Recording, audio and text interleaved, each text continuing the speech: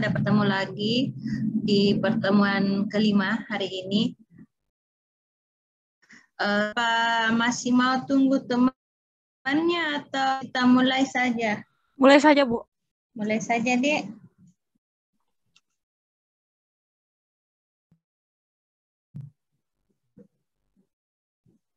Sudah kelihatan? Ya, Bu.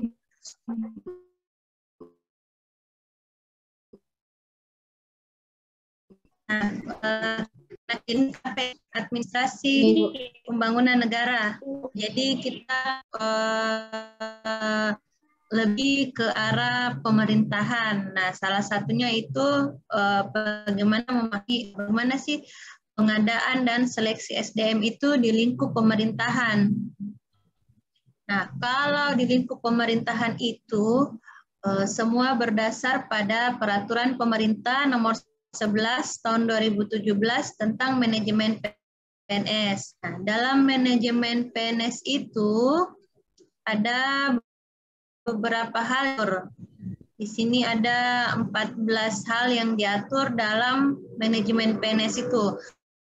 Mulai dari penetapan kebutuhan, pengadaan, pangkat dan jabatan, pengembangan karir, pola karir, promosi, mutasi, penilaian kinerja, penggajian dan tunjangan, penghargaan, disiplin, pemberhentian, pensiun dan tabung tua, serta perlindungan.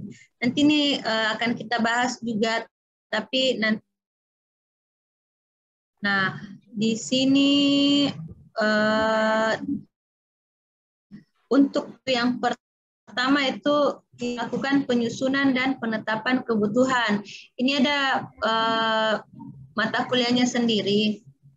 Kalau saya bahas sekilas saja, kalau di penyusunan dan penetapan kebutuhan untuk PNS itu, organisasi membuat analisis jabatan dan analisis beban kerja untuk mengetahui berapa sih kebutuhan yang dibutuhkan oleh organisasi tersebut atau lembaga pemerintah, lembaga instansi pemerintah. Jadi misalnya pekerjaannya itu mengelola keuangan. Dalam mengelola keuangan, misalnya di Politeknik, akan kita hitung berapa orang yang dibutuhkan untuk mengerjakan pekerjaan tersebut. Nah, setelah melihat, oh ternyata untuk mengelola keuangan itu orang. Kemudian dilihat lagi, sekarang yang mengelola keuangan itu berapa orang? Oh ternyata cuma 2 orang. Berarti kita kekurangan 2 orang. Nah, 2 orang ini yang ditetapkanlah sebagai kebutuhan dari organisasi yang akan dimasukkan ke BKN agar dapat menyusun formasi untuk seleksi pengadaan CPNS. Sini khusus bagaimana sih tahapan pengadaan PNS itu. Nah, tahapan pengadaan PNS itu dimulai dari perencanaan. Yang tadi saya bilang kan, berapa kebutuhan, berapa seharusnya yang ada, berapa pegawai yang sudah ada. Nah, selisihnya itulah yang menjadi perencanaan kebutuhan yang akan datang. Nah, setelah direncanakan, maka bukan lowongan atau pengumuman formasi. Kemudian setelah pengumuman formasi, maka akan diterima lamaran dari calon yang menjadi CPNS. Nah, dari lamaran-lamaran yang masuk ini akan dilakukan seleksi. Setelah dilakukan seleksi, kemudian diumumkan hasil seleksi, lalu diangkat jadi CPNS dan menjalani masa percobaan 1 tahun. Kemudian setelah melewati masa percobaan akan diangkat menjadi PNS. Nah, bagaimana perencanaannya? Di sini pertama setelah diketahui berapa formasi yang dibutuhkan, maka akan disusun jadwal pengadaan PNS. Kemudian akan diusul pula prasarana dan sarana dalam yang dibutuhkan dalam pengadaan PNS. Nah, adapun pengumuman lowongannya itu mencakup nama jabatan, jumlah lowongan jabatan, nama jabatan yang dibutuhkan itu tadi pengelola keuangan. Jumlah lowongan jabatan itu yang dibutuhkan 2 orang. Kemudian kualifikasi pendidikan yang dibutuhkan itu apakah cukup D3 atau harus S1, terus dia jurusan apa? Jurusan akuntansi kah, manajemen kah, administrasi, pokoknya yang berkaitan dengan keuangan. Kemudian instansi apa yang membutuhkan jabatan itu. Nah, contohnya seperti ini. Jadi dalam pengumuman lowongan itu termuat 4 hal ini. Seperti ini contohnya yang di BKD Jawa Barat. Ada tanggal berapa, terus untuk mendaftar itu lewat situs apa, dan berapa formasi yang dibutuhkan oleh Provinsi Jawa Barat ini. Di sini ada 1934 formasi yang terbagi lagi menjadi beberapa. Nah, serta diumumkan masa pendaftaran itu berapa lama. Biasanya sih minimal di aturan itu 15 hari kalender. Nah, kemudian kita masuk di pelamaran. Kalau untuk daftar CPNS itu aturannya usia minimal 18 tahun dan maksimal 35 tahun. Kemudian tidak pernah dipidana, tidak pernah diberhentikan dengan hormat atau tidak hormat dari PNS, TNI, kepolisian, atau diberhentikan tidak hormat sebagai pegawai swasta. Jadi kalau sudah pernah jadi PNS, terus pernah berhenti, tidak bisa mendaftar lagi jadi PNS. Tidak berkedudukan sebagai CPNS, PNS, TNI, dan kepolisian, tidak menjadi anggota pengurus partai politik atau terlibat politik praktis, sehat jasmani dan rohani, dan bersedia ditempatkan di seluruh wilayah negara Republik Indonesia yang ditentukan oleh instansi pemerintah tersebut.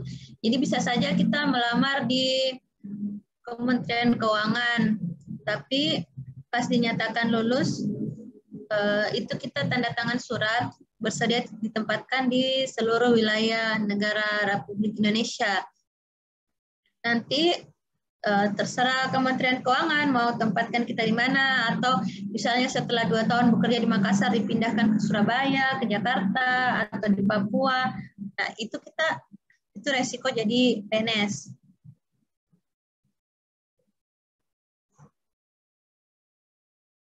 Dan yang terakhir itu memenuhi persyaratan sesuai kebutuhan jabatan. Jadi kembali lagi jabatan itu butuhnya apa, D3, S1, sesuai tidak melamar itu jurusannya sesuai tidak dengan yang dilamar. Jangan sampai misalnya jurusan yang dibuka lowongan lamaran ke pengelola keuangan yang daftar jurusan arsitek, itu kan berarti tidak memenuhi persyaratan jabatan. Nah, pelamaran ini biasanya 10 hari kerja sebelum pelaksanaan seleksi. Ini waktu untuk melamar ya. Nah, setelah proses pelamaran ada seleksi. Di sini ada 3 macam seleksi kalau untuk pemerintahan. Yang pertama itu seleksi administratif. Kedua, seleksi kompetensi dasar. Yang ketiga, seleksi kompetensi bidang.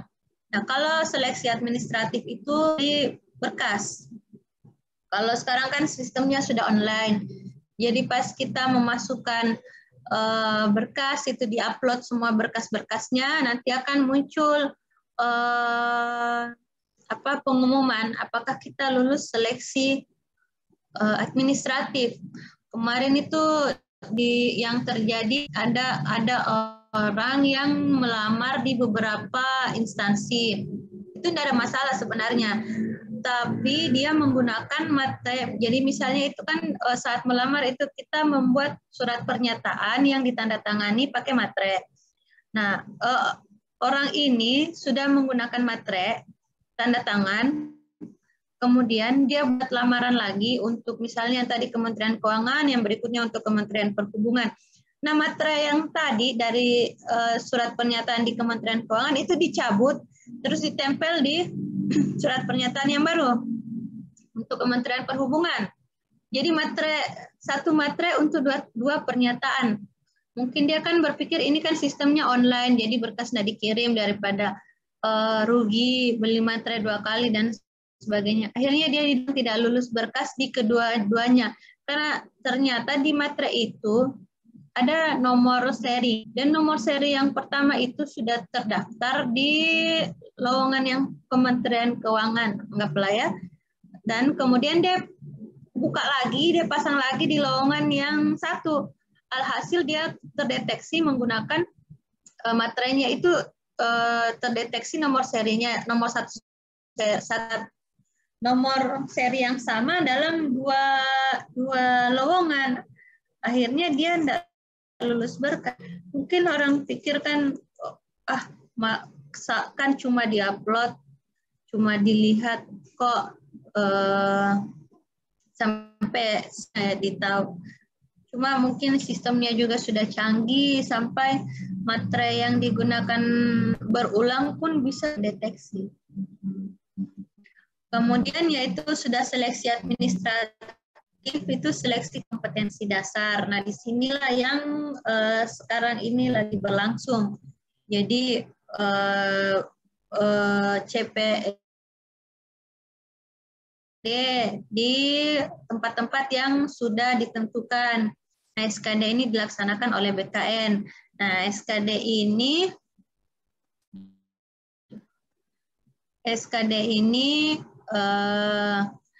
ada tiga subtesnya, yaitu pertama karakteristik pribadi, intelijensia umum, dan wawasan kebangsaan. Kalau setelah pada saat ini kan tesnya langsung dia menggunakan media komputer. Nah, setelah mengikuti tes hari itu juga akan langsung muncul setelah kita klik selesai, akan langsung muncul nilai kita saat itu dan akan kelihatan apakah kita melulusi passing dari tiap-tiap 3 unsur ini. Jadi kalau cuma lulus di yang karakteristik pribadi, tidak melewati passing grade yang ditetapkan di intelijensia umum atau wawasan kebangsaan, maka dinyatakan tidak lulus seleksi kompetensi dasar. Jadi harus tiga-tiganya ini harus lulus. Misalnya karakteristik 30, kemudian intelijensia umum itu 80, wawasan kebangsaan 70 kalau tidak salah ya nilainya. Jadi kalau misalnya karakteristik pribadi dia dapat nilai 180, intelijensia 120, tapi wawasan kebangsaan 69, meski lagi 1 poin, itu dinyatakan tidak lulus karena tidak melewati passing grade tiap-tiap unsur. Dan yang terakhir yaitu seleksi kompetensi bidang. Nah, kalau ini dia sudah lulus SKD, kemudian SKB ini dilaksanakan oleh instansi yang dilamar. Jadi misalnya tadi melamar di Kementerian Keuangan, sudah lulus seleksi kompetensi dasar, nah akan diberikan seleksi kompetensi bidang. Apakah yang dilamar misalnya itu bagian administrasi yang membutuhkan bahasa Inggris, mungkin saja akan diberikan tes pemahaman bahasa Inggris, atau misalnya psikotes, biasa juga ada wawancara untuk mengetahui sejauh mana sih kompetensi yang dimiliki oleh pelamar itu. Kemudian setelah melewati semua tes itu, akan dilakukan integrasi dari nilai-nilai SKD dan SKB. Nah, nilai hasil integrasi inilah yang menjadi hasil akhir dari nilai total yang ditetapkan. Nah, hasil ini disampaikan kepada Panitia Seleksi Nasional Pengadaan yang kemudian akan ditetapkan sebagai pengumuman kelulusan seleksi pengadaan CPNS yang dilakukan secara terbuka. Seperti ini. Jadi setiap tahapan itu pasti ada pengumumannya, karena kan sifatnya harus transparan. Jadi ini contoh dari Kementerian Agama, pengumuman kelulusan akhir seleksi dari CPNS Kementerian Agama tahun 2017. Nah, ini proses seleksi ya. Nah, kalau dia sudah dinyatakan lulus, berarti itu namanya direkrut. Jadi masuk di proses rekrutmen, direkrut sebagai CPNS. Nah, ketika dinyatakan lulus dan diangkat sebagai CPNS, maka akan mendapat persetujuan teknis dan ditetapkan NIP-nya atau nomor induk pegawainya dari Kepala BKN. Nah, NIP itu tidak ada yang sama setiap orang karena dia mencakup data tanggal, bulan, dan tahun kelahiran, kemudian dia formasi yang diangkat pada tahun berapa, dan dia itu di akhir itu ada orang keberapa yang diterima sebagai PNS dengan nama ini. Kemudian dia akan menjalani masa percobaan CPNS selama 1 tahun, kenal juga dengan nama masa prajabatan. Nah, selama menjalani masa prajabatan ini, CPNS mengikuti pendidikan dan pelatihan secara terintegrasi untuk membangun integritas moral, kejujuran, semangat, motivasi, nasionalisme, dan kebangsaan, karakter kepribadian yang unggul, dan bertanggung jawab, memperkuat profesionalisme serta kompetensi bidang. Nah, pendidikan dan pelatihan CPNS ini diatur oleh Lembaga Administrasi Negara. Jadi Lembaga Administrasi Negara itu fungsinya adalah salah satunya yaitu menyelenggarakan pendidikan dan pelatihan bagi aparatur sipil negara. Antaranya itu prajabatan atau sekarang Latsar, latihan dasar CPNS. Nah, meskipun diadakan misalnya Latsar ini diadakan di BEM, nah BPSDM ini harus punya akreditasi dari LAN. Apakah BPSDM ini boleh mengadakan diklat prajabatan? Apakah dia sudah memenuhi prasyarat dari pelaksanaan diklat, ruangannya memadai, ada asrama, ada tenaga pengajar. Nah, ini semua diatur oleh Lembaga Administrasi Negara. Kemudian setelah lulus sebagai CPNS, maka akan diangkat menjadi PNS jika memenuhi ketentuan berikut. Yang pertama yaitu lulus pendidikan dan pelatihan. Yang tadi ya, prajabatan. Yang kedua, sehat jasmani dan rohani. Yang ketiga, ucapkan sumpah dan janji dengan didampingi rohaniwan. Yang keempat, menandatangani berita acara sumpah janji sebanyak 3 rangkap untuk PNS yang bersangkutan, instansi, dan arsip BKN. Sekian. Sampai sini ada yang mau bertanya? Boleh materi tadi atau yang teman-temannya juga tadi boleh.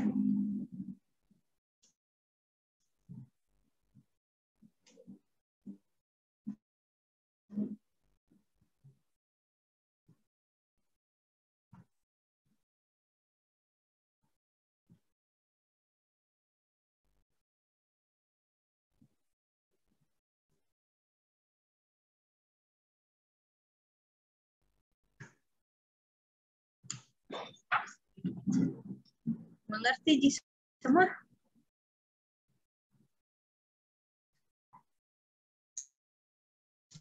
Saya Bu mau bertanya.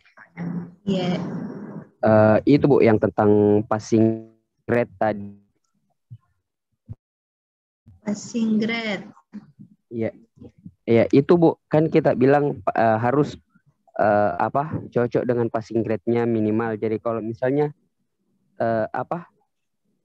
kayak bukan dia di sistem perankingan. Perankingan. Jadi kayak iya, Yang ditanyakan apanya? ini maksudku bukan ki dia. Jadi kalau misalnya dalam satu pendaftaran misalnya Bu Nah, di Ya. 100 orang itu pendaftaran misalnya 100 orang. Terus di 100 orang itu ada satu saja passing grade-nya tidak terpenuhi. Jadi bagaimana itu Bu? Jadi dia punya perankingan atau tetap tidak diluluskan semuanya? Misalnya 100 orang yang melamar begitu, atau formasinya itu 100 orang.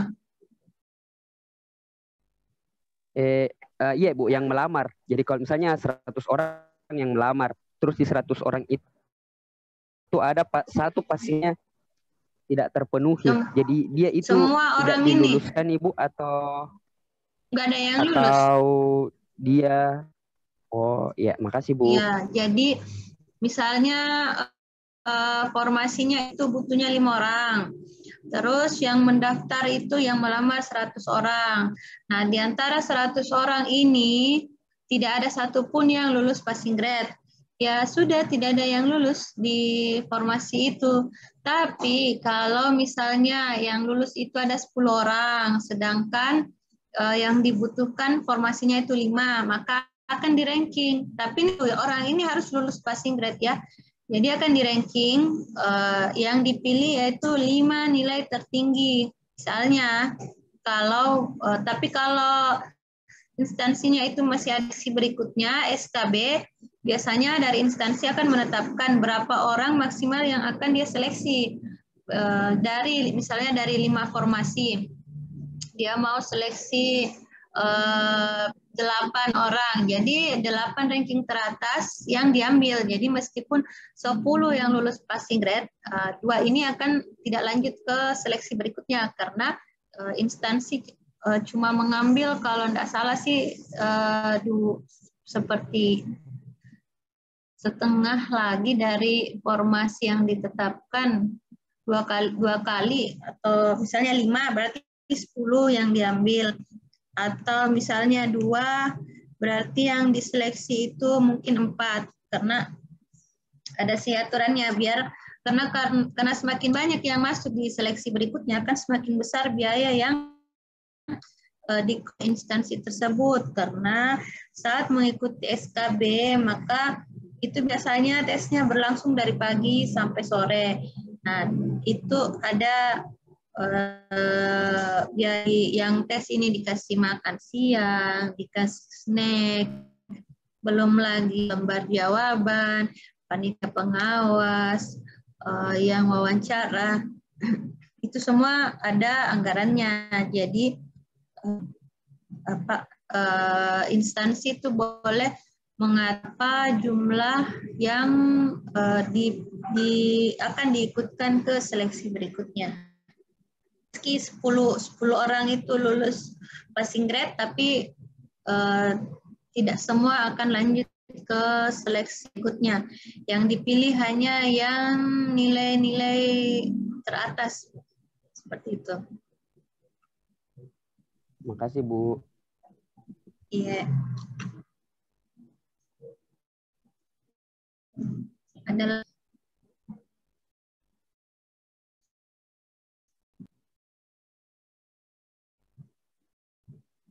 siapa yang mau jadi PNS? Ada atau tidak ada ini? Saya, Bu. Saya, Bu. Banyak, Ji. Saya, Bu. Alasan kenapa mau jadi PNS itu gara-gara apa? Ada apa? Iya, Bu. Termasuk itu, Bu. Terus apa lagi? Bisa keluar kota terus, Bu.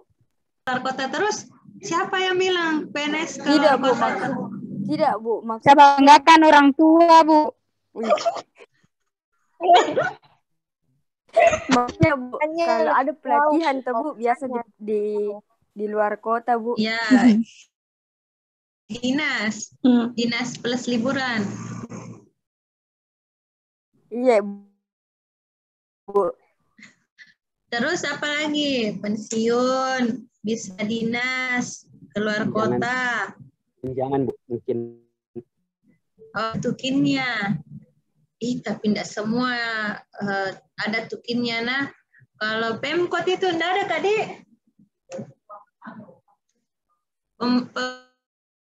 Pemkotnya tidak ada tukinnya deh. Ada?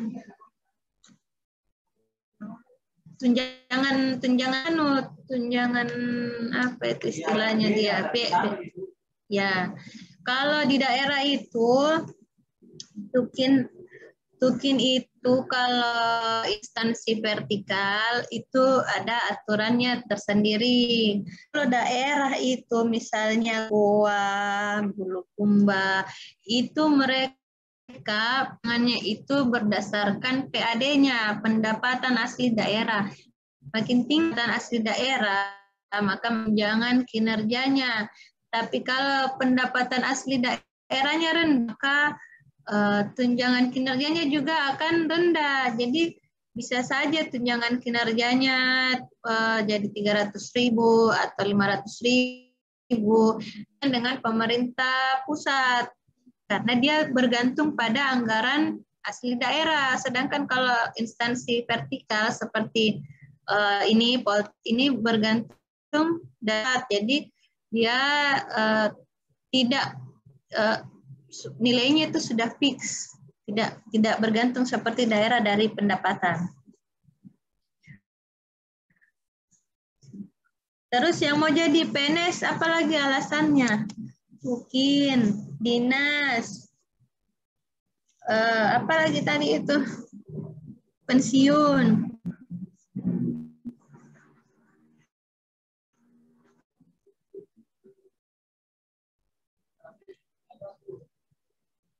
Kerjanya saya. Enggak santai itu, Bu. Oh, enggak santai. Saya kira santai kerja.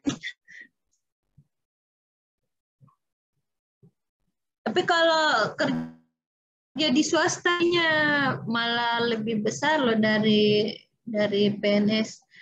Malah sekarang kan minta gajinya kalau enggak salah 4 juta per bulan, itu lebih loh daripada gaji PNS sendiri.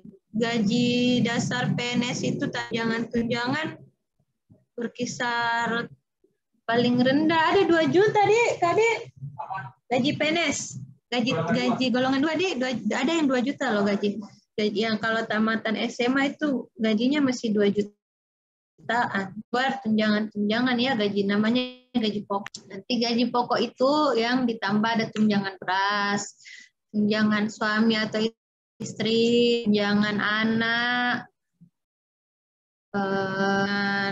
apalagi ya, tunjangan jabatan, itu yang akan jadi nilai tambah. Tapi kalau pensiun sendiri itu dilihat dari gaji pokok terakhir tanpa tunjangan-tunjangan.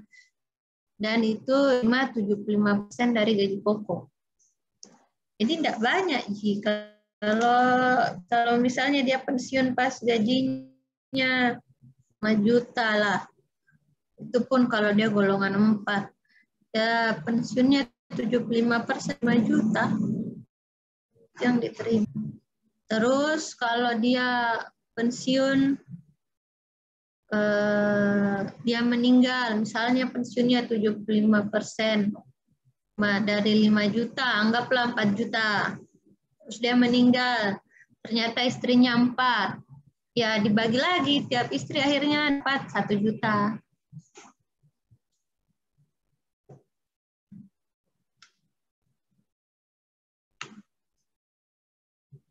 Tadi yang mau bertanya terkait seleksi perencanaan pegawai, perencanaan SDM lah secara umum. Jam kerjanya PNS lebih fleksibel.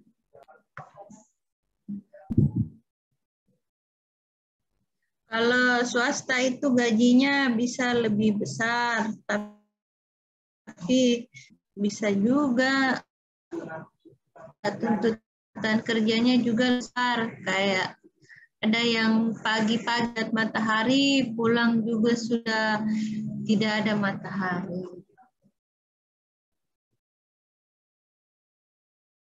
Ada juga yang tiap hari karena kerja di Matahari Department Store.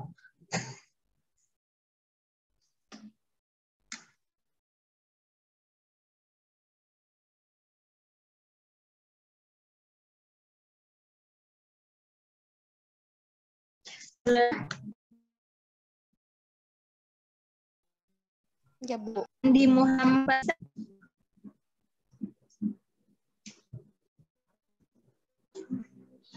Andi Muhammad Faisal. Enggak ada kah? Di Muhammad Faisal. Ya. Nurul Hanifah ada tadi. Ratnasari. Hadir, Bu. Adila Fahri.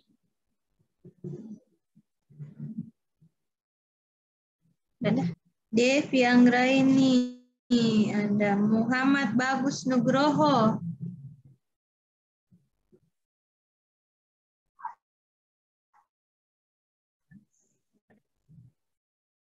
Rey, ada Andi Septianto. Hadir, Bu.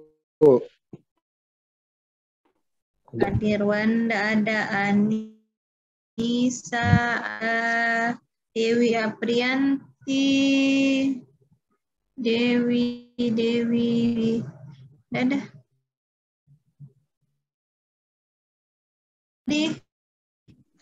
Hadir, Bu. Ismaiyani. Hadir, Bu. Asrul Hidayat. Hadir, Bu. Andi Fikratama. Error Andi. kirimnya, Bu. Bisa masuk Fitra, Bu. Error Zoom-nya, Iya, Bu. Bu. Alda Fitriani. Alda.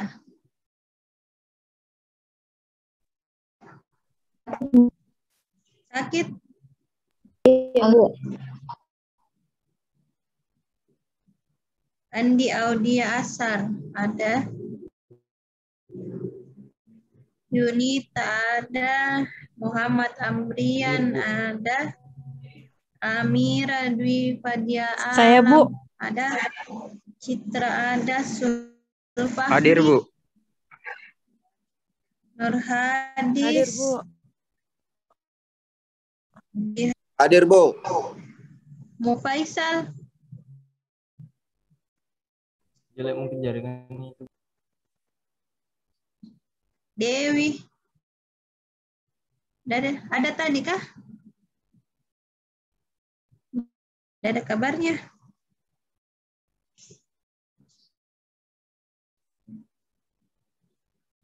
Minggu depan kelompok 2.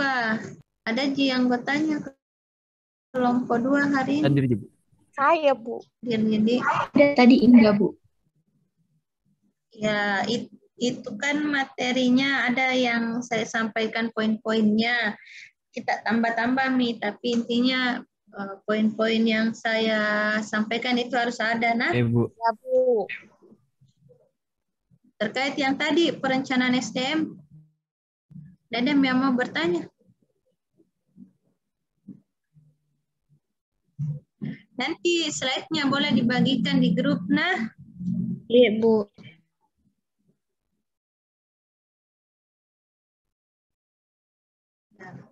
kalau tidak ada yang mau bertanya, kita foto dulu.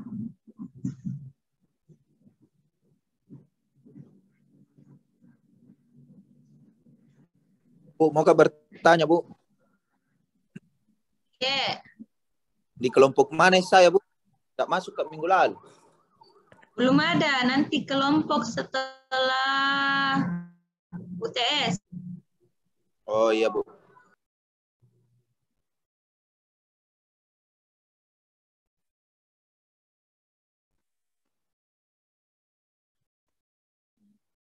1, 2, 3. Oke, ya. Sekian pertemuan kita hari ini. Mudah-mudahan dapat bermanfaat bagi kita semua. Saya tutup pertemuan ini dengan mengucapkan alhamdulillahirabbil alamin. Assalamualaikum warahmatullahi wabarakatuh. Waalaikumsalam warahmatullahi wabarakatuh. Terima kasih, Ibu. Terima kasih. Terima kasih, Bu. Terima kasih banyak, Bu. Makasih. Iya.